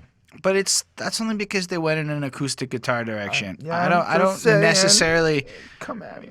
I mean, a whole bunch of their shit could be perceived as radio. Any Yeah. of the trap songs are equally as radio. I'm not disagreeing with that. To me, This is more like Ryan Seacrest radio as opposed to like maybe Billboard. top 25. But fuck, it's so awesome, man. Like Matt Champion, big ol' whiskey on the Micey Rocks, flood down some veins like Oxy does. I need some fresh air. I need oxygen. Who the hell you fooling? It's so obvious. This verse is just, it goes on from there, but it really kind of focuses on alcohol being a destructive force and people who drink. It's not that different than, say, popping a bunch of oxys and whatnot. You know, there's a party outside till the morning going, come, is he dancing all alone? Is he dancing for someone? So look at that from the point of drinking and the way you're living your life. Like, what are you doing it for? What are your reasons and stuff? And I thought it was super deep, you know? And then Kevin's bridge sounds really pretty. I don't have a lot to say about it. If I waste my time talking about what ain't mine, and I'll be the last of mine, just like last night. Barefaced there, going on about kind of what the consequences of being fake and why they're authentic and stuff, Just be real to yourself and all that good stuff. And it just sounds beautiful. It's a very slowed down song, so I can see why you might not like it. But I feel like the production is beautifully done. The rock influence is really well done. The pop rock influence is really well done. Dom comes in again. Amazing. Like I said, who dat, lurking in the shadows, trying to catch me, liberating spirits from the gallows. They want to blackball me, but I held my avocados, and they melt me down like the hash we mix in our tobacco. Circle tighter than the Castro, etc. And you get the sense that there's some success happening here, some overaccomplishment. There's almost some joy poking through on this album. It's not just so negative and fucking dark and shit. But Dom could be stronger than Vibranium. Don't mean that I ain't fragile, though. Vibranium is the stuff from Black Panther? Yeah, it's the best metal or material in the world. It's like the strongest thing in the world from the Black Panther movie. But I like... Wait, Joba. What? No, but Joba is the highlight of this song, I think. Oh, okay. Well, I just like that line from Dom because it really... Like, well, one, I recently saw Black Panther, so cool. Two... It just got to Canadian Netflix. No, I just rented it recently. That, and two, I like how he's still open about it, and it kind of redefines what I was saying earlier about putting on that act, putting on that I can do this, I can make it, I ain't gonna give up, I ain't gonna stop, bang, bang, bang. But at the same time, he's also giving you that other side, like, look, just because I'm this strong and I'm good at it doesn't mean I'm not infallible. soft. Like, I have issues too. I got things I want to say. I want to cry. I want to feel hurt. I want to feel pain. Like, I want to be human in a sense, and it really just shows that humanity. And then Joba has like this crazy verse: suicidal thoughts, but I won't do it. Take that how you want, but it's important I admit it. I'm afraid of commitment, but don't know how to fix it. Maybe codependent, can't tell the difference. I don't know that I've ever heard like anybody so bluntly put out such honest and good advice. Like, he has suicidal thoughts, and he knows that you might react a certain way to that, positive, negative. You're going to have your judgment and stuff. But the fact of the matter is, for his own growth and development, it doesn't matter, because he needs to admit it, because the first step to owning a problem is to admit it and to understand it. He follows up with relationship issues that he's experiencing. And again, pointing out that like he just got to own that and understand what comes with it. I took it another way as well, because suicidal thoughts, but I won't do it. That's the honesty. I feel like I've been there. I just have certain thoughts, and it's like I want to tell somebody, but like, don't trip, like, don't panic. Like, I'm letting you know because I feel safe letting you know, so it's out of my head, right? So that's one. Take that how you want. Boom, straight away. It's important. I admit it. He's redefining that, but those like two lines are so connected. He's saying that because you might take it negatively. I don't really care. I have to admit that. Absolutely. But then for me, in my perception, I'm afraid of commitment. Don't know how to fix it. Maybe codependent, can't tell the difference. But I feel like he's kind of saying like, I'm telling you that I want to kill myself because I'm afraid to commit to that action. These are some actions that I don't like. I have issues committing with. So it's like, I can also see the relationship part. That's what I saw first. But I also wanted to maybe think like, is he also explaining like he's got commitment? I mean, I think it is playing up on that. I do think that he is. It's part of why he won't kill himself is his fear of commitment. But then I think he's kind of moving the conversation forward, right? Well, with the codependence, if I'm not mistaken, codependence mean you like we depend on each other, right? Well, it's like when you're in a relationship and you can't exist without the other person, and everything you do in your life is based on. Right, like you need that person to be the other half of you. But I feel like, but it's also like an unhealthy style of relationship. Absolutely, and I feel like his relationship with the suicidal thoughts. But it's also the opposite of I'm afraid of commitment.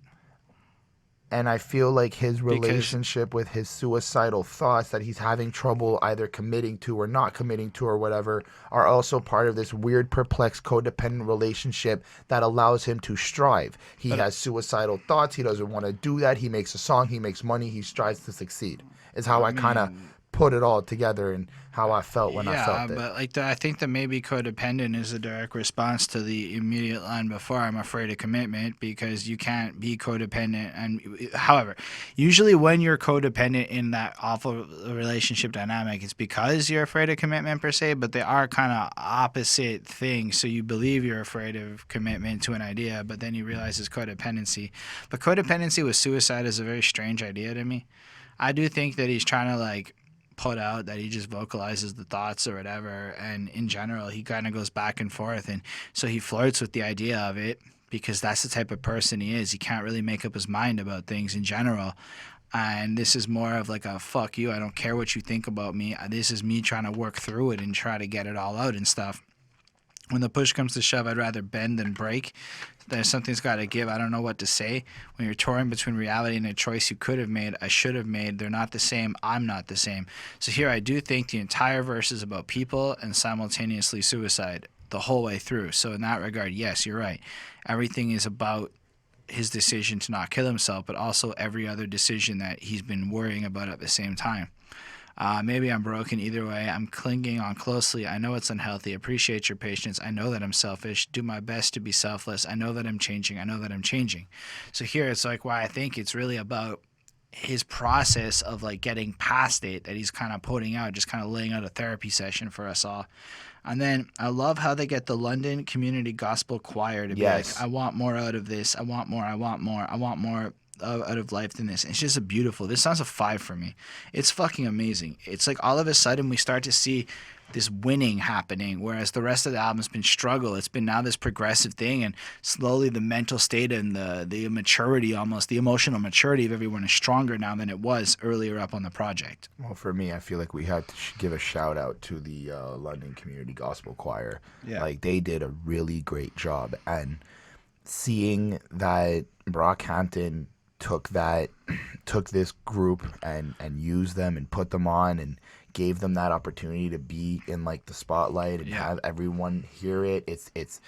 It shows that they want to do more for the community and do more reaching out. And fun fact, San Marcos is where they come from. So in a sense, it's like tying back to their roots and how far they done came. Nice.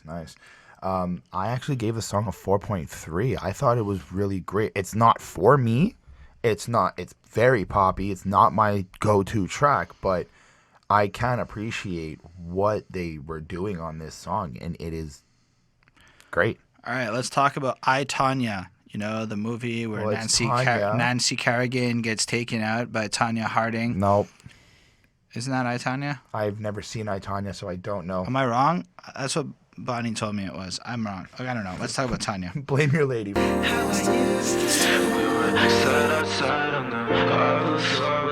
So yeah, I'm pretty sure I was right that's what I, Tonya is, the Nancy Kerrigan and Tonya Harding story. Because it's come up because that movie happened, and now I know what happened. Anyway, I watched the video. It's very tragic. Let's talk about this song. This is beautiful. I feel like, again, the vibe is so different than, let's say, the beginning of this project, right? This is, again, on a softer front. It's like calmer, like more piano-y, more like soft, we'll almost say. Jesus. It's equally as pop as the last song. It's so like singy, and I just love it, how it starts. And mother, I'm sorry I never pick up because I'm afraid to disappoint.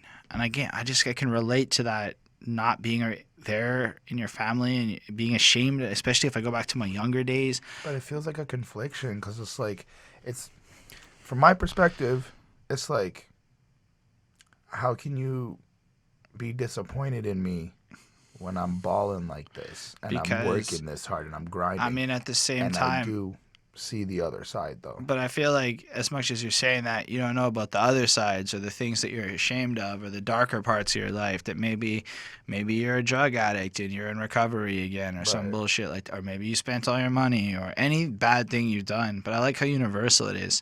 And then Bareface really comes in, and this might be like his biggest verse. And I remember somebody commented on how they tend to keep him for like the end of the album, usually for his big verse, you know? We were sat outside on the hardwood floor with our feet in the dirt and our hearts in awe. I'd be losing sleep thinking about missed calls, and I see the names circling our thoughts, and I think about if we lose it all. And I turn to shit that you'd never want, like to smoke, to drink, anything at all. And I'll say again, sorry I don't call. And you get a sense that he's like worried about the future and the consequences and losing it all and having to like talk to his mom and be like, everything's fucked up now and I'm embarrassed and ashamed, and maybe it's because of these different things I chose to do, you know? And then Kevin Abstract comes in and does his thing. Sometimes it be so spot on it hurts, like when Auntie couldn't decide between going to work or church. I've been in my feelings on an island in the dirt. I feel like brothers lie just so my feelings don't get hurt. I said I'll try vacation, I'll try to run away. I deleted Facebook, I'll trade fame any day for a quiet Texas place and a barbecue plate. So it's like, again, he's trying to like, he has this conflict within himself of like, he's now got all his fame and attention and these different things going on, and it's almost like he wants that quiet, peaceful existence where he can get rid of it all. Like, deleting Facebook didn't help his life. He's just not, he can't escape his emotions, and he feels like people are deceitful and dishonest, and it's just a really, really like frustrating situation. I hated songs about fame because that stuff meant nothing until the headlights came. Then first flight I'm stuck in. So it's like, he looked at all these people talking about fame back when he had none, and it didn't mean anything. And now he's there. It's almost like he's writing the same songs because he doesn't know how to handle it any better. And then Which is really kind of shocking to think. Like, yeah, eventually at one point, you know, like you kind of get used to the fame and the like all the generic stuff, paparazzi, Hollywood, blah blah blah. I don't blah. think many people do.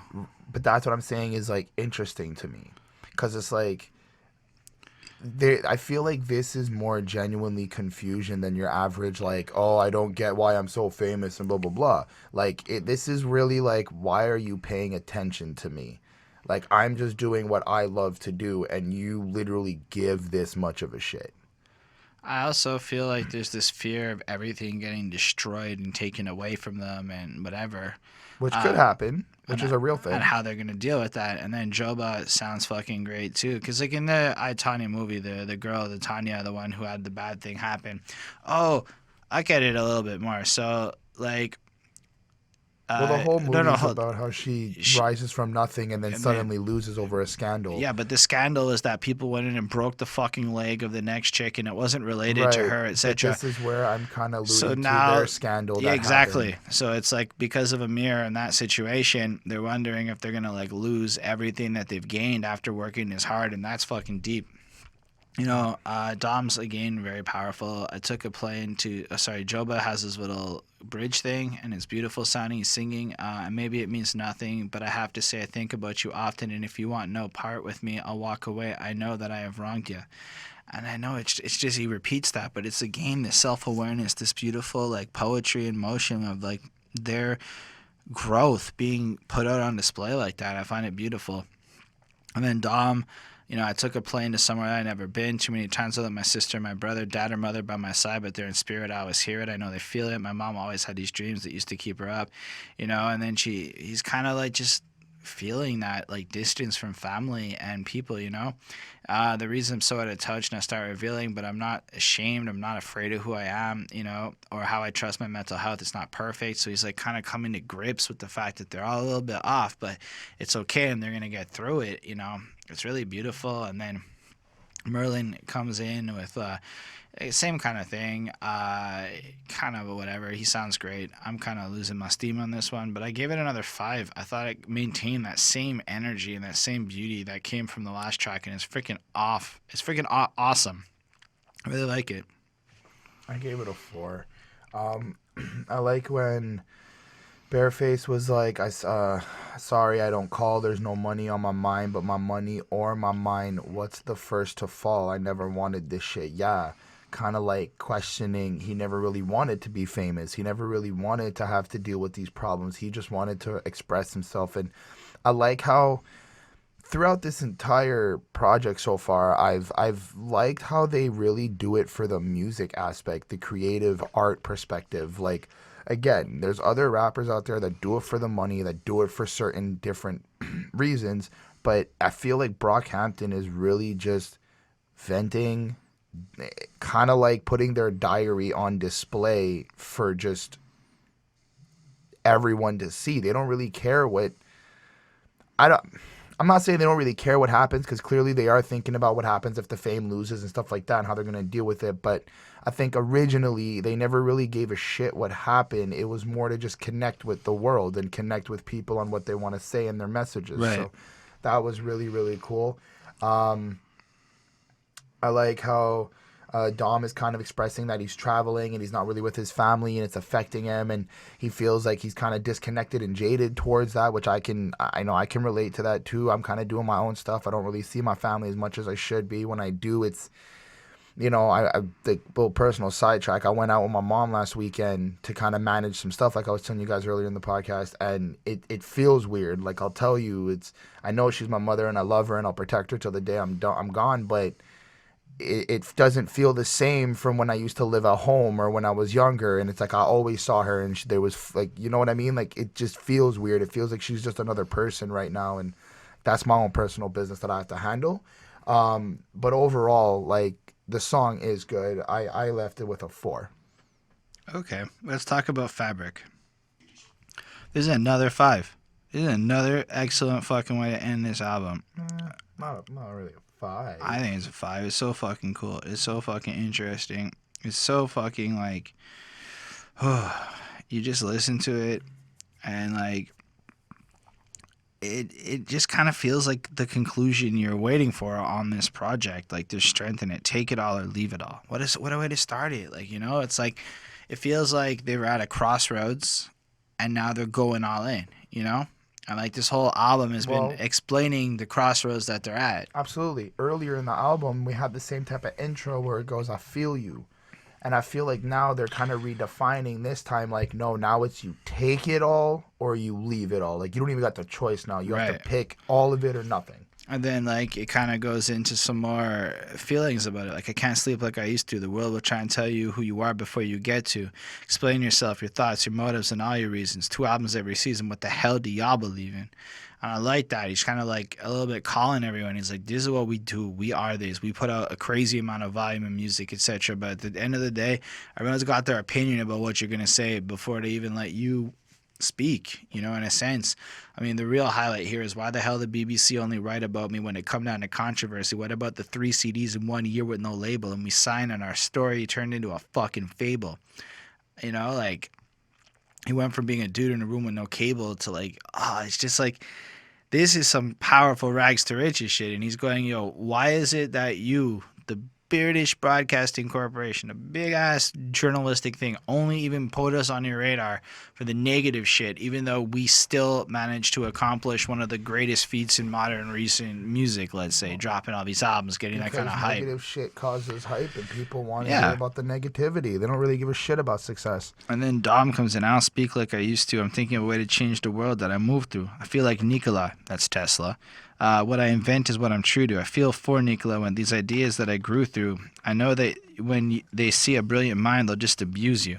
That's kind of what happened to him. He didn't really win. Einstein kind of came in, did a flashy shit, was a better businessman. History goes down. You remember that. Didn't he also have that whole elephant problem? Nikola Tesla? Yeah. I don't know. Did Nikola Tesla have the problem with the elephant where like the elephant steps on the thing and then it ends up dying? And it's like, oh, that was Einstein, I'm pretty sure. No, it's Tesla. I'm fairly certain it was. It's Tesla. Einstein. So Google it. Double check. Either way. Can I just like Google it without writing it? Can I just speak it? I don't know. Anyway, I feel like nonetheless Tesla was disregarded because he chose the pursuit of the art form of science over the business moves that were made, right?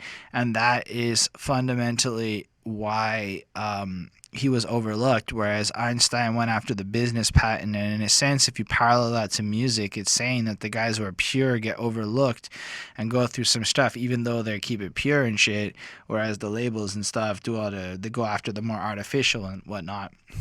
Anyway, oh shit, we're both wrong. Who did? Well, Thomas Edison.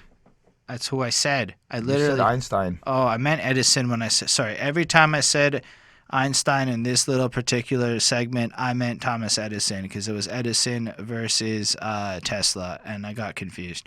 But yes, Edison is the evil businessman. On all things considered, he is definitely not the smart scientist. He was an effective project manager. Tesla was a genius, though, and unfortunately, he didn't play the game.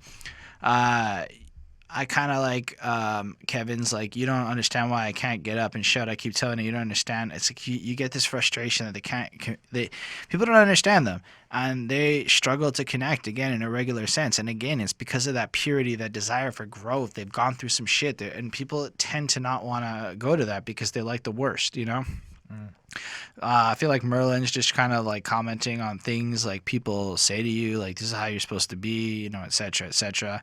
Job kind of comes in, don't mind me, I'm just killing time, but if you got a lifeline, throw it. This desperation, like he can do his thing. He'll be fine over there floating, but come on, save him if you can. And then I like Bareface kind of comes in again. Why the fuck would you share this shit with these people? I don't know these people. I don't know you either no more. I'm at war with myself. Every time I see this shit, I want to kill myself. And I get the sense here that he's describing how maybe the different aspects of his life or the scandals or the things that have been brought up and this public and the focus again of the media and all this disastrous stuff, he's just confused with it. He's like, why is this what's going on? Why is this what's publicized and stuff? It makes me fucking feel awful inside. And also shows that they're really informed. Like they really know what's going on. They're not like coming at this from an ignorant place. And then the outro seems to be 5 of them or whatever. And it's saying it's the best years of our lives, motherfucker. You are now about to experience. These are the best years of our lives. I feel you. And it changes a bit. Like it kind of ends with this crazy pulsing drum shit. Like it's so climatic. And then it kind of fades into that as the last thing you hear on this album. And like after this whole experience of them like sharing all that, it kind of ends with them being like, you know what? You think you understand? Nah, we're about to enter the greatest part. Like it hasn't even started yet. And it's just such a perfect ending, I think. So I give it another 5 because it's fucking good. What happens if they don't? I don't think that's going to happen, but if they don't, then they don't. That doesn't change how good this album is. No, I was just questioning. I feel like, because I like the song. I like the production of it. The sampled repeated of, well, there's like a sampled repeating that goes on for about like a minute and a half. It's good. It kind of gets you thinking and kind of gets you thinking about yourself and reflecting, and it makes you It's the London Choir again. it makes you kind of get into yourself, and it's really, really cool the way they're doing it. But I was just wondering, like, you know, if they're going to set up this bar and they're going to set this bar for themselves, it's a pretty high bar with what, like, because this album is so great. But they're not saying we're going to be the best. They're saying our lives are going to get better. Oh. You know? Okay. Like, I see that. The adventure's only starting. It's only going to get cooler. When I hear it like that, I can see it differently. I took it. You're right. I took it as like. At no point did I ever feel like they said they were the best or that they would be the best. Like, no one ever was. And they never talked about catching them like it was the real task. I'm quoting Pokemon. Anyway. I love it. I'm done. What'd you give this one? I gave the song a 4. Personally, I gave the song a 4. So for this album, it's like a 4.69. This shit is fucking great, man. It's like an experience worth having. Like, it takes you on an emotional journey. It touches on a lot of interesting and real issues, especially in an era where mental health is not really talked about a lot. You have Kevin talking about homosexuality.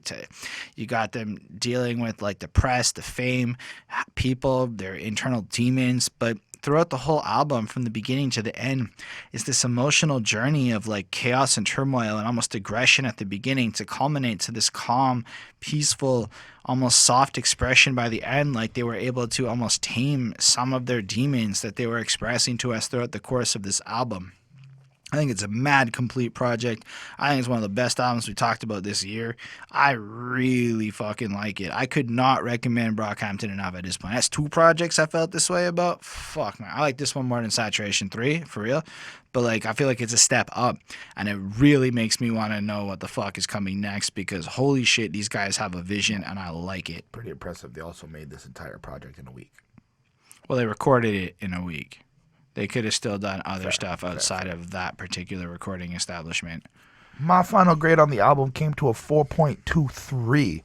I enjoyed this album. I had a really great time reviewing it. I like the different roller coaster emotional rides. I like the knowledge and the wisdom that they're giving to us. I noticed that they have a different type of poetry style. Or maybe my level of understanding poetry is not that great. So maybe I'm just ignorant to certain poetry types, but there's a lot of like bars and a lot of lines in this project, and just from Brockhampton that I get, that are very like double and triple entendres that like really you got to go in and deeper. And there's it's not that different than a lot of me. No, I mean, like, poetry style is maybe not the right way to express it, because how is that different than like the puns on an Eminem kill shot? In terms maybe of, I just understand them more. I think that might be part of it. Often, I think that they manage to write in a super digestible way, but I can't say. And like all 4 or 5 of them do such drastically different things with their poetry that it's like, I mean, I appreciate the idea of it being more tangible. I just think the idea of calling it a poetry style is a bit weird. Fair enough. Overall, I do want to go back to this album and figure out more what I can find from it. And I'm guaranteeing there's certain things that I missed, and there's different things to learn from it. So, great job. Great project. Well, thank y'all for being here with us. I really appreciate it. Let us know what you thought of this album, our review, whatever you want in the comments. It's the best place for it. Special thanks to Ismail Gadamsi, Super School 1994, and Linda Williams. Those are our patrons. So if you want to support us, you can start at $1 a month. It would be awesome. Help us get some better shit. And then we have the request pool. So if you want to actually force us to review albums, that's a great way to do that. Otherwise, you can hit that subscribe button for more content. We're going to just keep flooding out these reviews, different people, different subjects, but more albums and etc. Join us on the journey. Hit that like button if you did. Leave a comment and I'll answer you and we can start a conversation. I really would love to see a conversation breakdown about how great Brockhampton is, or what you thought their best album is, or etc. etc. Check out our Saturation 3 review if you like this one, and honestly, have yourselves a great week. Peace.